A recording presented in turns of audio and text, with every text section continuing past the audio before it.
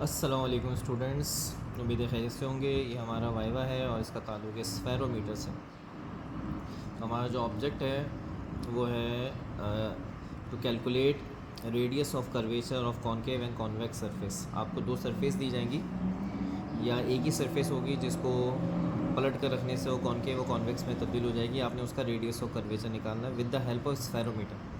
तो अगला सवाल आपसे कर सकता है, बताएं स्फेरोमीटर क्या होता है। तो एक ऐसा इंस्ट्रूमेंट होता है use to measure radius of curvature and spherical surface. Radius of curvature निकालता है जो कि कर्व सरफेस होती हैं उनका, और थिकनेस ऑफ प्लेट, जो शीशे की प्लेट या किसी मटेरियल की प्लेट हो उसकी मोटाई मालूम करता है। स्फेरोमीटर का प्रिंसिपल क्या है, तो ये वर्क करता है on the based on screw की बेस पे ये काम करता है। अब ये प्रिंसिपल डिटेल में एग्जामिनर आपसे नहीं पूछेगा, लेकिन अगर पूछ ले तो एक आध लाइन बता दें। स्क्रू का मामला ये होता है कि स्क्रू को हम टर्न करते हैं, घुमाते हैं। जब वो घूमता है तो उसमें थ्रेड्स होते हैं, जिसे उर्दू में कहते हैं चूड़ियाँ।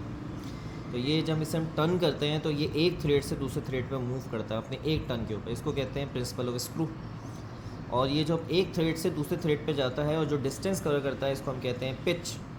पिच क्या है? Distance between two consecutive threads on screw आपके घर पे मौजूद होंगे, उसे देखेंगे तो आपको उस पर थ्रेड्स नज़र आ जाएंगे और एक टर्न पे वो एक थ्रेड से दूसरे थ्रेड पे मूव कर जाता है। इसको पिच कहते हैं। सवाल अक्सर एग्जामिनर पूछ सकता है, लीस्ट काउंट क्या होती है? किसी भी इंस्ट्रूमेंट से कम छोटी से छोटी जो मेजरमेंट आप ले सकते हैं वो लीस्ट काउंट है। स्फेरोमीटर की लीस्ट काउंट इस फॉर्मूले से निकाल सकते हैं। पिच को डिवाइड कर दें नंबर ऑफ डिवीजन और सर्कुलर स्केल। स्फेरोमीटर की पिच 0.1 सेंटीमीटर होती है और इसके पास CS में 100 डिवीजन होती है। इसकी लीस्ट काउंट 0.001 सेंटीमीटर है। बिल्कुल स्फेरोमीटर से मिलता जुलता हमारे पास एक और इंस्ट्रूमेंट स्क्रू गेज। तो ये दोनों में अगर हम बात करें में कौन सा ज़्यादा एक्यूरेट है, तो दोनों स्क्रू की बेस पे काम करते हैं। स्क्रू गेज में भी स्क्रू होता है, स्फेरोमीटर में स्क्रू होता है, इसलिए इन दोनों से जो मेजरमेंट करते हैं वो दोनों से ही एक्यूरेट आती है। दोनों ही अपनी जगह एक्यूरेसी में एक जैसा। फिर आपसे सवाल कर सकते हैं कि जब आप स्फेरोमीटर से रीडिंग लेते हैं तो आपकी रीडिंग के 3 हिस्से होते हैं। एक प्लेन सरफेस पे जिसे हम बेस प्लेट कहते हैं, एक कॉनकेव, एक कॉन्वेक्स। तो ये बेस प्लेट पे रीडिंग होती है, इसका क्या पर्पस होता है? तो इसका जवाब है कि हम बेस प्लेट पे रीडिंग लेकर क्या मालूम करते हैं? Zero error.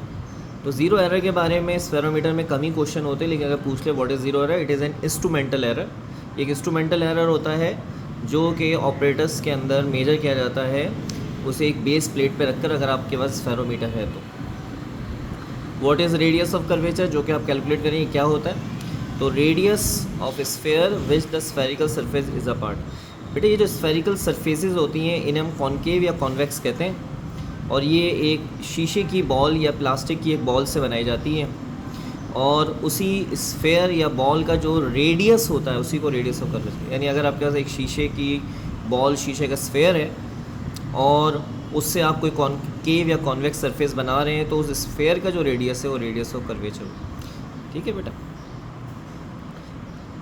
कॉनकेव सरफेस क्या होती है? कॉनकेव सरफेस देखें इस तरह की जो शेप बनी हुई है, ये कॉनकेव सरफेस होती है। इसके अंदर कर्व सरफेस इनवर्ड अंदर की तरफ होती है, और ये कॉन्वेक्स है जिसमें सरफेस जो होती है वो आउटवर्ड की तरफ होती है। यहाँ पे डी आएगा, आउटवर्ड हो जाएगा ये। ठीक है, ये हमने डी भी लगा दिया, आउटवर्ड। ये बड़े आसान से सवाल आते हैं, अब इनकी तैयारी कर लेंगे तो आपका पेपर बहुत अच्छा हो जाएगा। आप स्क्रीन रोक के इसका स्क्रीनशॉट लेके सवाल की तैयारी भी कर सकते हैं, और यही ज़्यादा पॉसिबल क्वेश्चन जो एग्जामिनर आपसे इससे रिलेटेड कर सकते हैं। अस्सलाम वालेकुम।